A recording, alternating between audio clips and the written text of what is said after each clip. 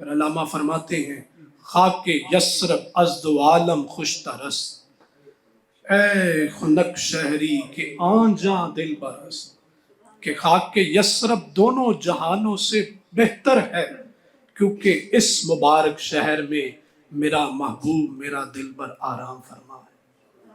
آئیے اب میں اگلی معزز مہمان شخصیت محترمہ ڈاکٹر نصرت طارق صاحبہ، آپ ایسوسیٹ پروفیسر ہیں وابڈا town college for women Lahore, میں آپ سے گزارش کرتا ہوں آپ تشریف لائیں۔ اعوذ باللہ من الشیطان الرجیم، بسم اللہ الرحمن الرحیم، الحمد للہ الذی ہدانا لہذا وما کنا لنہتدی لولا ان ہدانا اللہ۔ آج کا عنوان جس پہ گفتگو اس وقت جاری ہے، دہر میں اسم محمد سے اجالا کر دے، اور اگر قرآن کی زبان میں دیکھیں تو اللہ فرماتا ہے وَرَفَعْنَا لَكَ ذِكْرَكَ لَقَدْ كَانَ لَكُمْ فِي رَسُولِ اللَّهِ أُسْوَةٌ حَسَنَةٌ، اور پھر فرمایا إِنَّكَ لَعَلَىٰ خُلُقٍ عَظِيمٍ۔ اور بے شمار دیگر جگہوں پہ آپ صلی اللہ علیہ وسلم کی ان صفات اور ان خصوصیات کا تذکرہ جو ہے وہ قرآن حکیم کے اندر اللہ خود اپنی زبان میں فرماتا ہے۔ حاضرین کرام، اس وقت جو موضوع گفتگو ہے اس کو جاننے سے پہلے اس بات کو جاننا بہت ضروری ہے کہ انسان بہت اہم ہستی ہے۔ ایک انتہائی اہم ہستی اس کائنات کے اندر حضرت انسان ہے۔ اللہ نے اس کو خود پیدا کیا ہے، نک سک سے درست کر دیا ہے، اور اس طریقے سے خلق کا فسوا کا فعدل ہے، اسے بنایا اور بڑے نک سک سے کے ساتھ بڑی خوبصورتی کے ساتھ اس کو درست کر دیا۔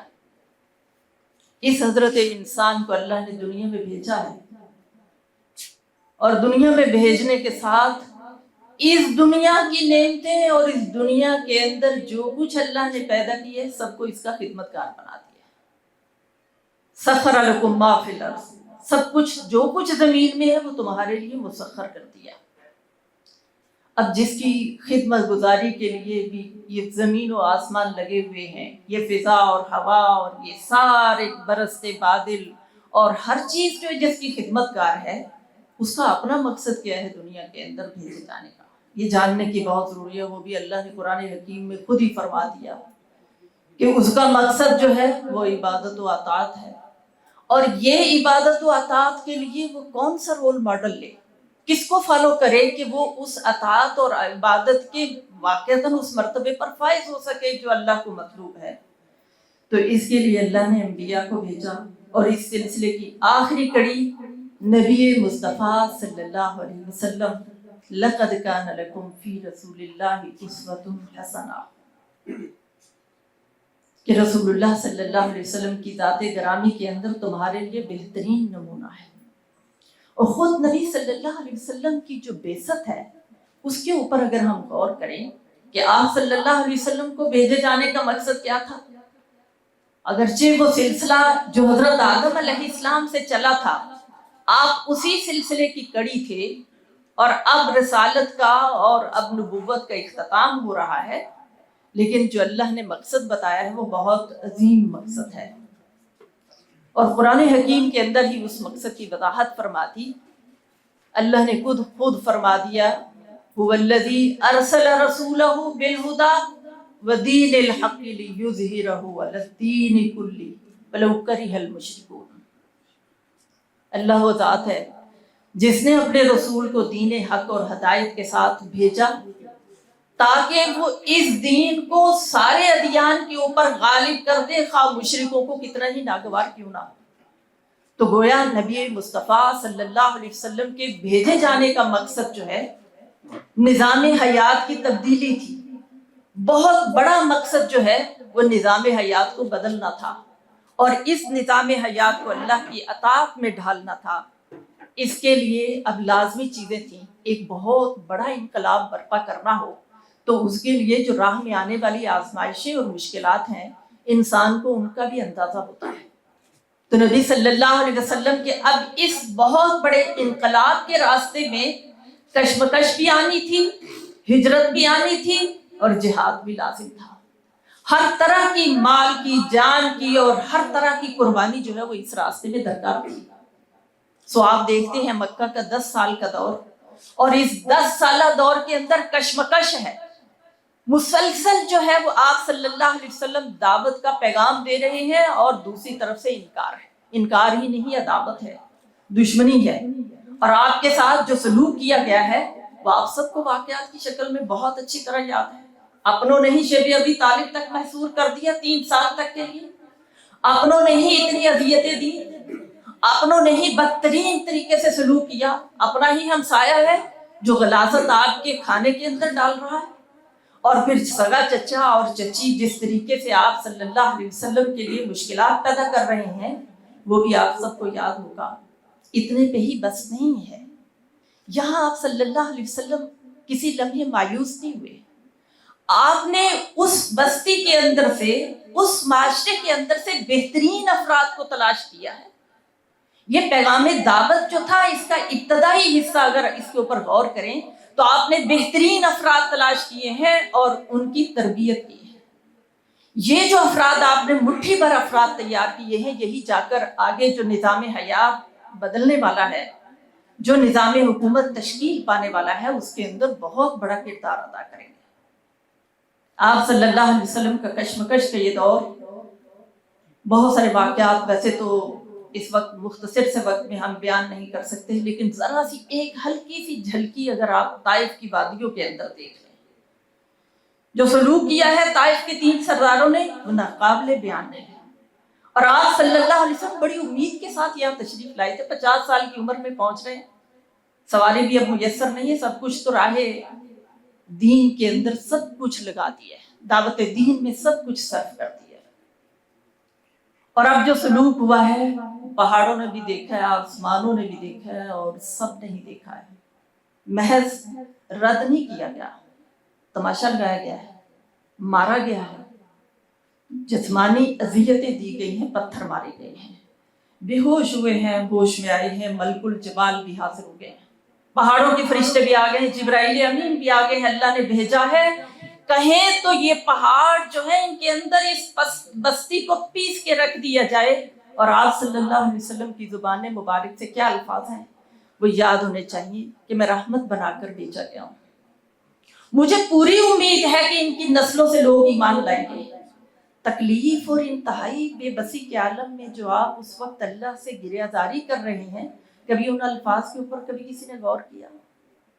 اللہم الیک اشکو ضعف قوتی وقلت حیلتی وہوانی علی الناس یا ارحم الراحمین انت رب المستضعفین وانت ربی لا من تکلنی الی بعید یتجہمنی ام الی عدو ملکتہ امری ان لم یکن بک علی غضب فلا ابالی ولكن عافیتک ہی اوسع لی اعوذ بنور وجهک الذی اشرقت له الظلمات وصلح علیہ امر الدنیا والآخرہ من ان ینزل بی غضبک او یحل علی سخطک لک العتبی حتی ترضی لا حول ولا قوة الا بک. مختصر سا اس کا مفہوم آپ کے سامنے کہ اللہ سے گریہزاری کر، اللہ میری ساری شکایتیں، میری ساری ناتوانیاں، میری ساری اس وقت کے دکھ درد تیرے سامنے ہیں، میں تیرے سے ہی شکوہ کرتا ہوں، اور تو سارے کمزوروں کا رب ہے. تو نے مجھے کس دشمن کے حوالے کر دیا ہے جو میرے ساتھ یہ معاملہ کرے؟ اور اگر تو میرے ساتھ ناراض نہیں ہے تو پھر مجھے اس سارے کچھ کی کوئی پرواہ نہیں ہے. مجھے صرف تجھے راضی کرنا ہے، ہر صورت تجھے راضی کرنا ہے، تیرے علاوہ کوئی قوت اور طاقت نہیں ہے. کتنا یقین کامل ہے. دکھ اور درد اور بے بسی کے عالم میں بھی اللہ کے ساتھ یہ بہترین تعلق اور یہ آہوزاری، یہ ہمیں زبردست طریقے سے یہ بات سکھاتی ہے کہ ایک بندہ مومن کا اپنے رب کے ساتھ تعلق جو ہے وہ کتنا مضبوط ہونا چاہیے ہر لمحہ ہی. سو نبی صلی اللہ علیہ وسلم کا یہ کشمکش کا دور اختتام پذیر ہو رہا ہے، اور آپ ہجرت کرنے چلے ہیں اللہ کے حکم سے، کیونکہ آپ کے قتل کی سازشیں ہو رہی ہیں. یاد ہونا چاہیے عقبہ بن ربیعہ کو आखिरी हुज्जत के तौर पे आप सल्लल्लाहु अलैहि वसल्लम के पास भेजा गया है। मक्का वालों ने भेजा है, सरदारान कुरैश ने भेजा है, जाओ जाकर इसको कोई लालच दे दो, कोई इसको किसी तरह का इसके साथ कोई कंप्रोमाइज कर दो कि ये किसी तरीके से मान जाए हमारे साथ।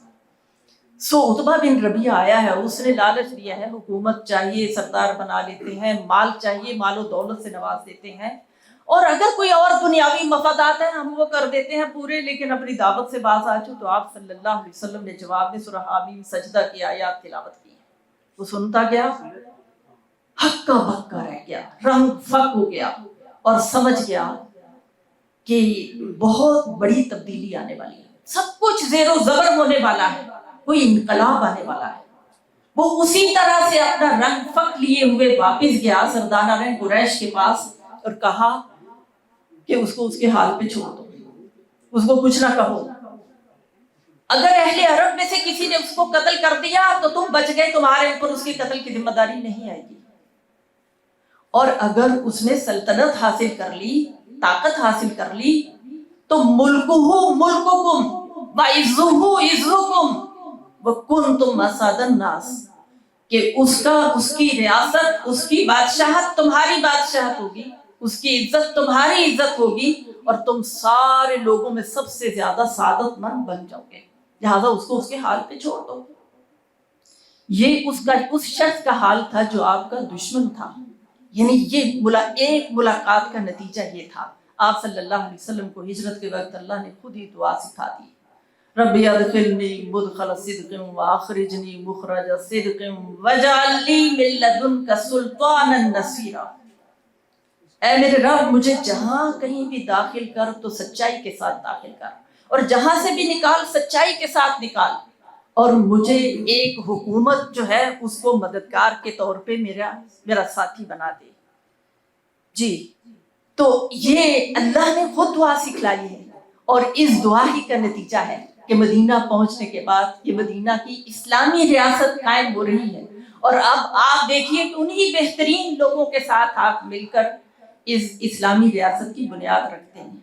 यहाँ बदर भी आ रहा है, यहाँ उहद भी है, यहाँ हुनैन भी है, और ये सारी मुश्किलात और जिद्दोजहद जो है ये दरकार है इस्लामी इनकलाब के लिए। देखिए, लोग अच्छे भी थे, बहुत अच्छे भी थे, और आप सल्लल्लाहु अलैहि वसल्लम ने यकीनन ईमान के अंदर भी तब्दीली लाने के लिए बहुत जिद्दोजहद की। ईमान और एतकाद के तौर पे भी, अखलाकी तौर पे भी आपकी हदायत मौजूद हैं, माशरती तौर पे भी आप सल्लल्लाहु अलैहि वसल्लम के फरमुदात मौजूद हैं, लेकिन इससे बढ़कर वही अहकाम आपकी रियासत और हुकूमत से मुतल्लिक भी है, क्योंकि इस्लाम को रियासत और हुकूमत लाजमी चाहिए। इसके बगैर वो कुरान कहाँ नाफिज होगा, कुरान का निज़ाम कहाँ नाफिज होगा, कुरान का कानून किस अदालत का कानून बनेगा। सो ये जो माशरा था, यहाँ कुरान अगर पढ़ा जा रहा है मस्जिदों में, नमाजें अगर मस्जिदों के अंदर पढ़ी जा रही हैं, तो वही अखलाक और मामला जो है वो खेत और बाजार के अंदर भी है। और अगर घरों के अंदर माशरती ताल्लुकात बेहतर रखने की ताकीद की जा रही है, तो इंटरनेशनल लॉ भी जो है वो बहुत जबरदस्त है।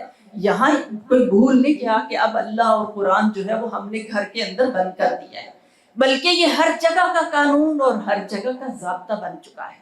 तो नबी सल्लल्लाहु अलैहि वसल्लम ने अपने बेहतरीन लोगों से इस्लामी रियासत की बुनियाद रखी।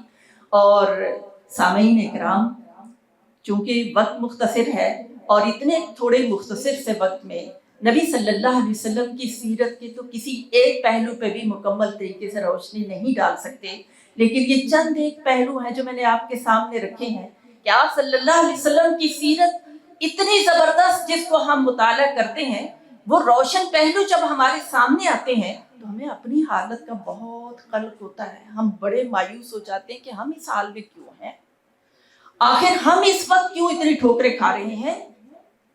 मांगते फिरते हैं अगियार से मिट्टी के चिराग, मांगते फिरते हैं अगियार से मिट्टी के चिराग, अपने खुर्शीद पे फैला दिए साए हमने। असल बात ये है, इस वक्त वो रोशनी हमारे पास है, वो सिराज मुनीरा, जिसको रोशन चिराग कहा गया है, वो सीरत रसूल हमारे पास है। अगर हम उसको फॉलो कर ले तो रसूलुल्लाह सल्लल्लाहु अलैहि वसल्लम ने ये खुशखबरी तो मक्का वालों को भी सुनाई थी कि کہ لوگوں یہ ایک کلمہ ہے، اس کو اختیار کر لو، عرب و عجم تمہارے غلام بن جائیں گے، تمہارے تابع دار بن جائیں گے۔ اور یہ ایک سلوگن بن چکا تھا کہ عرب و عجم کیسے زیر ہو سکتا ہے، لیکن یہ لوگوں نے دیکھا کہ عرب و عجم جو ہے وہ زیر ہوا۔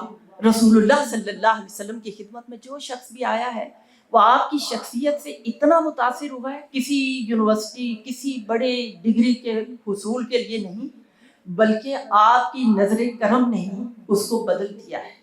دیکھیے ایک شخص آتا ہے، یہ احد کا میدان ہے، اور آ کر صرف اتنا کہتا ہے کہ یا رسول اللہ صلی اللہ علیہ وسلم، اور ابھی تازہ تازہ ایمان لایا ہے، زیادہ دیر نہیں ہوئی ایمان لائے، آ کر اتنی ہی بات پوچھی ہے کہ یا رسول اللہ صلی اللہ علیہ وسلم، میں نے سنا ہے کہ لڑیں اور مر جائیں، شہید ہو جائیں تو جنت میں چلے جاتے ہیں۔ تو آپ صلی اللہ علیہ وسلم نے فرمایا ہاں، کھجوریں کھا رہا تھا مٹھی بھر کے، وہ کھجوریں وہیں پھینکی ہیں، اور کہا کون ان کھجوروں کے کھانے کا انتظار کرے، پھر اس جنت کی طرف لپکے اور دیوانہ وار لڑتے ہوئے شہید ہو گئے۔ شہادت کے وقت آخری سانس جب نکل رہے تھے تو اس وقت وہ فرما رہے تھے کہ فزت برب الکعبہ، رب کعبہ کی قسم میں کامیاب ہو گیا۔ یہ ہے وہ کامیابی جو آپ صلی اللہ علیہ وسلم کے زیر تربیت صحابہ نے حاصل کی ہے۔ ایک شخص آتا ہے، بدو ہے، اس کو زیادہ تعلیم اور زیادہ تربیت نہیں ہے، آپ اتنی بات کہتے ہیں کہ آپ کے پاس جتنا مال ہے وہ اللہ نے دیا ہوگا، آپ کا اپنا تو نہیں ہے، یعنی بولنے کا انداز یہ تھا، تو آپ مجھے کیوں نہیں اس میں سے دیتے؟ تو آپ صلی اللہ علیہ وسلم نے برا نہیں منایا، کوئی اس کو برا بھلا نہیں کہا، اس کو عزت اور اکرام دیا اور کہا بیٹھو، اور اتنا غلہ بھر کے دیا، کہا جاتا ہے ایک جو بھر کے اونٹ غلہ اور ایک اسی طرح کھجوروں کا وہ پورا اونٹ جو ہے وہ لاد دیا گیا، اور وہ خوش خوش واپس چلا گیا۔ آپ سب کچھ جو ہے وہ لوگوں کو بانٹ دیتے تھے، اپنے لیے کچھ جمع نہیں رکھا۔ یہی صحابہ کرام آگے، یہی ان کی سیرتوں کے اندر نظر آتا ہے۔ تاروں کے اس جھرمٹ کے اندر وہ روشن ستارے صحابہ کرام کی شکل میں جو دنیا کے بہترین رہنما بنے، یہ ہے وہ سبق جس کو ہم کہہ رہے ہیں کہ دہر میں اسم محمد سے اجالا کر دے۔ اب بات یہ ہے کہ ہم اس اجالے کو خود ہی تاریکیوں میں بدلے ہوئے ہیں، یہ ہماری بدقسمتی ہے۔ یہ روشنی تو آج بھی اسی طرح سے موجود ہے، ہم اس سے اسی طرح رہنمائی لے سکتے ہیں کہ علامہ اقبال کا چونکہ آغاز میں بھی شعر تھا تو میں نے اسی حوالے سے علامہ اقبال کا ہی ایک دوسرے شعر کو اپنے اختتام کے طور پہ رکھا کہ دنیا کو ہے پھر مارکہ روح و بدن پیش، تہذیب نے پھر اپنے درندوں کو ابھارا، اللہ کو پامردی مومن پہ بھروسہ، ابلیس کو یورپ کی مشینوں کا سہارا۔ اللہ رب العالمین سے دعا ہے کہ آج کی ان تاریکیوں میں، اس تاریک ماحول میں ہمیں روشنی پھیلانے کا باعث بن دے، اس لیے کہ اب ذمہ دار ہم ہیں، انبیاء نے نہیں آنا، اس روشنی کے امین ہم ہیں، ہم روشن ستارے بنیں، اس دین کو جس کو ہم نے بند رکھا ہوا ہے اس کو سیکھیں، اپنی شخصیت کے اندر ڈھالیں، اور پھر اس روشنی کو دنیا تک پہنچائیں۔ اس کی ذمہ داری چونکہ ہمارے اوپر ہے، اس کی باز پرس بھی ہمیں سے ہونی ہے۔ اللہ رب العالمین ہمیں اس امانت کا حق ادا کرنے کے قابل بنا دے۔ وآخر دعوانا ان الحمد للہ رب العالمین۔